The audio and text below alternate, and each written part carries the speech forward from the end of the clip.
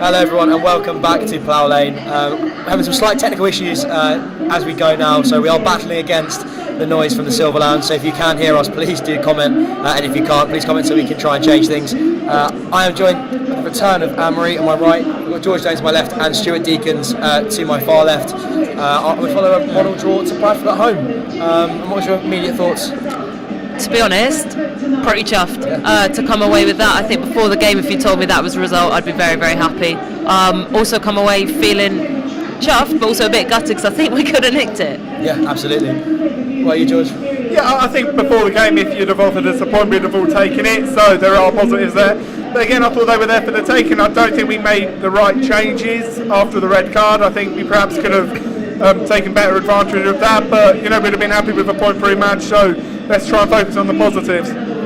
Stu, George mentioned a challenging set of changes he didn't agree with. What about you? What do you think of the substitutions? I'll be truthful, I can't hear what Anne-Marie's saying or you're saying, to be fair, but I'm watching a 20-second delay that's got subtitles, so that's how I'm going to keep up with things.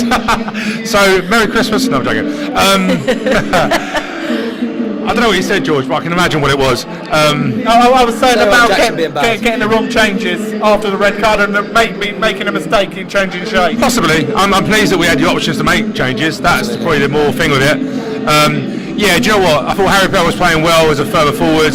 When he moved back into midfield, wasn't as strong. But then he rectified it and then brought in Amani Little, didn't he? I just feel we weren't cute enough. We never stretched and we were trying to play long diagonal balls. But really what you want to try and do against 10 men is tempo, move it. But do you know what? A 0-0, I did say it was no goals, didn't I?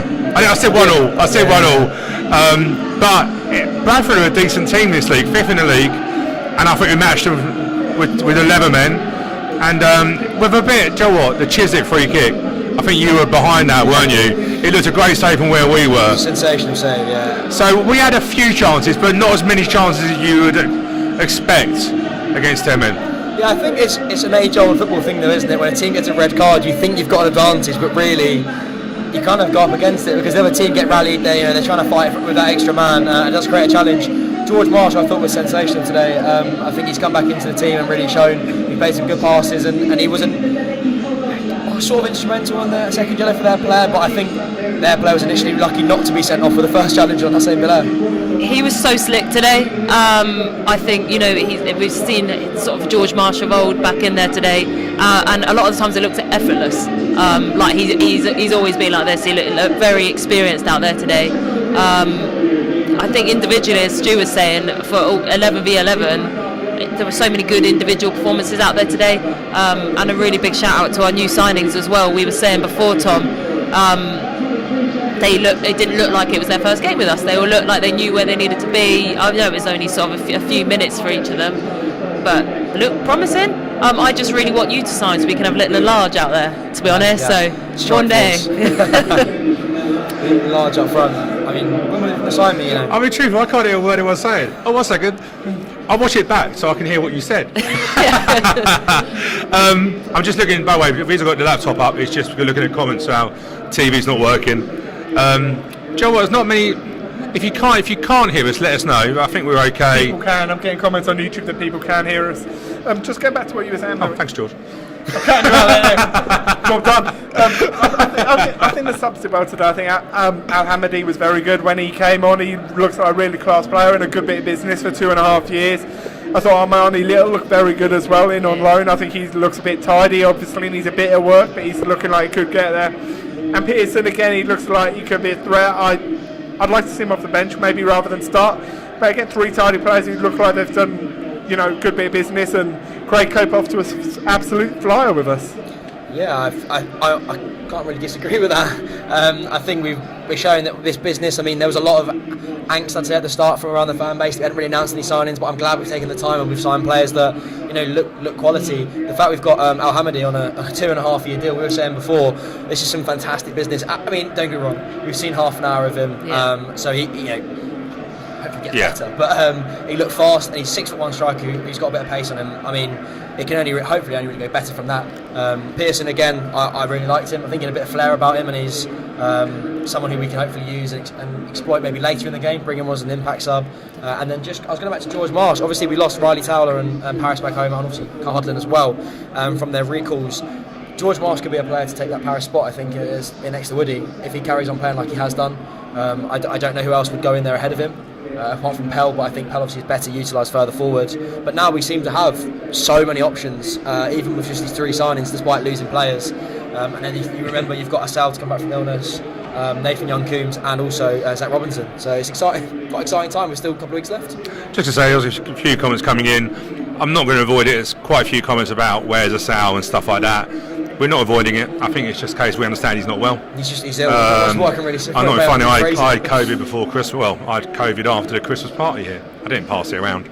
And I was rough for a month or so. We're not saying he's got COVID, but he's not well. Yeah, so we're not avoiding it. It's just that we know as much as what in terms he's not well, and hopefully he's back at training soon. Yeah. Obviously, if he's not right, he's not going to train, and if he's not trained, he's not in the match squad. So as far as it goes. Yeah, and I think it's fair to say, I think probably everyone, well, certainly I think all of us have had the flu or some version of it over the last few months, and it can knock you out for a while. So I think all of our thoughts are with Ibe, and we wish him to get better soon. And I think we've also got a few other players that are not well also, isn't it? So I don't know who AR's been kissing, do you know what I mean? But keep him in a room. We've lost all our forwards. We mentioned it on the pre-match, they'll be training together, and if one of them's ill, it will spread and things like that. So hopefully get them all better and back soon, and that's going to be some serious options up front, off the bench and starting. So hopefully we can start seeing a few more goals. I think that's a key point though, Tom. If you think when we had that flurry of players go back to their parent clubs, we did sort of, I think all of us as a fan base worry for a little bit that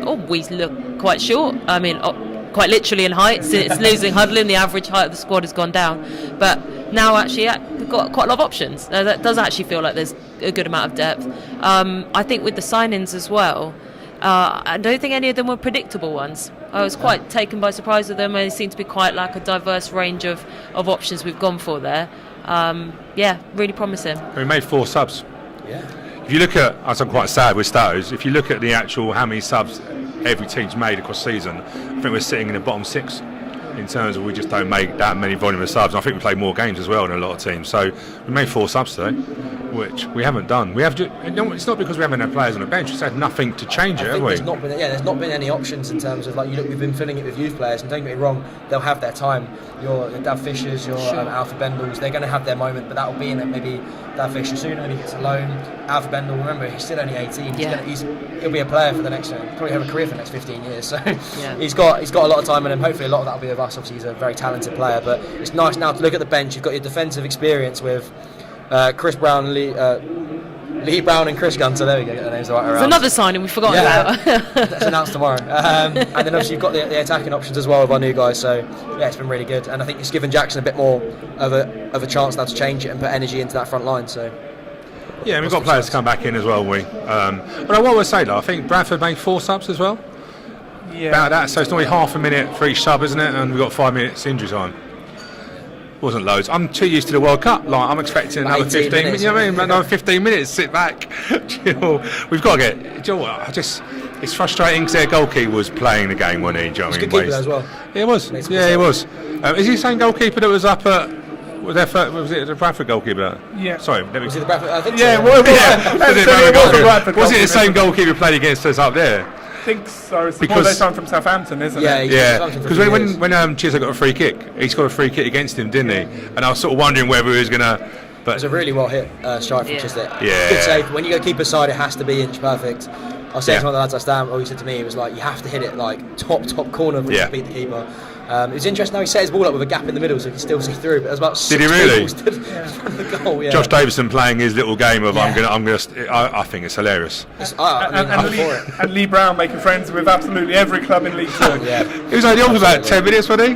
Yeah, he was on for about 10 minutes and trying to start. Making up for lost time, wasn't he? I love Lee Brown. I thought Paul Callenby and Alex Pearce. I mean, there was a lot of questions whether Alex Pearce is going to step up into this position. Obviously, people question his mobility, his speed. I think he played very well today. He read the game well. I think he managed to get back and make up for what was a lack of mobility. But I mean, I don't think he put a step wrong apart from maybe a couple of things near the end. But that happens at this level. You know what I mean? I think mistakes creep in late stages. You know, you don't want to throw away a game at 0-0. Yeah, I think a couple of things on Pearce. He did have a good game today. I think it's important we say that. But there was just a couple of things that I know. So like the attacking set pieces, he was the one who was staying back, and that's always a concern when your centre back has to be the one you don't push up, just because it means you don't trust him to have the legs to make the recovery run. I think he had quite a presence in the box. Yeah, no, but I mean for most attacking set pieces, he was the one who stayed on the halfway line for a lot of the corners. They didn't want him to do that. There was a little bit of not miscommunication, maybe a bit of a disagreement between Pearce and the bench. With regards to that, his positioning. So Pearce didn't want to attack the Correct. set pieces. He didn't trust his own legs. Yes. Okay, well, I think that's an interesting one. Whether it was to do with the trust in his legs, I'm not sure, but yes. Yeah, but the other thing is, I think Vidane Oliver, who was the one he was up against today, is the perfect type of player for him to play against someone who's a bit more physical. It'll be interesting to see how he deals with like an Ivisal type player who is just small and tries to nip in around it and get him behind, because that's going to be much more of a struggle for Alex. But I thought he had a good game today. No, I think he was very good. Him and Piqué can hopefully build a partnership that him and Towler had, and he can. Do you know what? Also, the thing is, he will help. You got to remember that back four is really young. Yeah. You know, like, it could be their dad, roughly. Do you know what I mean? But that will help the players. Well, depending on what time. Hey, look, I'm not advocating. Anyway, let's get off that chocolate. Get myself in trouble. There's a shovel. But what I mean by that is he's going to be very good for Paul Callenby and both the fullbacks, because he was just talking. And I noticed that he was talking them through the game and stuff like that. So, hey, look, I know Pearce had a bit of bad press when he kept passing to Lee Brown and nobody else earlier in the season. I think that was instructions from management. I don't think that was personal choice. I think there's been some bad press from that, though, isn't there? Do you know what I mean? Absolutely. But I think we have to remember he's got a lot of experience. I don't think he ever had pace. So I don't think he's got much pace to lose. But I actually think coaching the players through the games, we've got two fullbacks that are very, very... Like Hussein Bailar, he's just getting more... He started off confident when he came in. Now he's just buzzing now, isn't he? Do you know what I mean? Like, it's so impressive. We mentioned our young fullbacks, obviously Jack Curry. Today I think he kind of goes on the little mazy runs up front on his own, but I'm all for it. He causes chaos from behind, and then obviously he had Sam Pearson to his left, and they work well together. Oh, him and Huss are just so resilient for two, quite petite lads. They throw themselves in there, don't seem to be too shaken up by it. Seem to be picking up some of the dark arts that need to, are part of the game these days. Brilliant. They were fantastic, and I was gutted for Jack that his mazy run up there didn't end up with an assist just at the end there, but fantastic game. Yeah, there's a comment on here, Mark Woodhead, how good is Bailar? Hey, look, do you know what? Jack Curry started the season and took the plaudits. Now they're sharing. Yeah, definitely. Which is good, because Jack Curry doesn't stand out as much, because they're both a good threat. I just think we need to get them further forward. I think we can do. I think it suited them more playing a five back. Obviously, when they're wing backs, they can use their more sort of attacking skill set better, and less being held back and like playing obviously as your traditional fullbacks. But then you've got Chris Gunter and Lee Brown, getting their names right this time. They can come in and show their experience, and they'll be fantastic. Chris Gunter is Wales' most capped player. That's perfect experience for Hussein Bailar to learn from, and I think it's a good setup we've got now. It's taken a couple of windows. It's probably going to take a couple more to get the exact squad that Jackson wants. Well, the window's not shut yet, so let's hope. Exactly, yeah. But do you know what? After let's be fair, against Crewe we were a little bit down. We'd lost Towler and the players. Hey, look, the players. Pearson looked very good. I think he should get some shin pads that fit him. Or wear socks up to his now. Jack Grealish. Jack Grealish does it all for Matt, who's older than me. Steve Claridge used to do it, but that was in the days when they would wrap you. They would wrap your shins. Do you know what I mean? Nowadays they don't do that. But I thought Amani Little didn't have loads of impact. But obviously Al Mahdi, I have to pronounce how I thought he looked very effective. He was fast and tall and very switched on. Like, he got a booking, didn't he? He got his body in front, strong guy. I think obviously it's early days yet. I think once we know how to use him, we're so used to playing one up front, aren't we? But Josh Davison and they look very similar, very strong, hold the ball. And Bradford they got quite a few bookings, didn't they, and stuff? Yeah, I thought Josh Davison had a good game as well. He kind of goes, when he doesn't score, I think he goes under the radar quite a bit, which is kind of unfortunate for strikers. But there was a bit in the first half where he took the Bradford defender on and really put him on the floor. And showed his pace today as well. Yeah. He's really rapid, and I think when our Al Hamadi goes up top, Josh seems to push out wider a little bit, and with his pace, I don't mind it. We seem to be building now a really fast, young strike force, and you know, if they're under contract, we'll get money for them all. Play good football, so absolutely, win-win. Absolutely. Just to say, some of the full-time scores. I don't know if Spike wants to put them up with us as well, but interesting today. What we got? Crawley Doncaster was postponed through rain.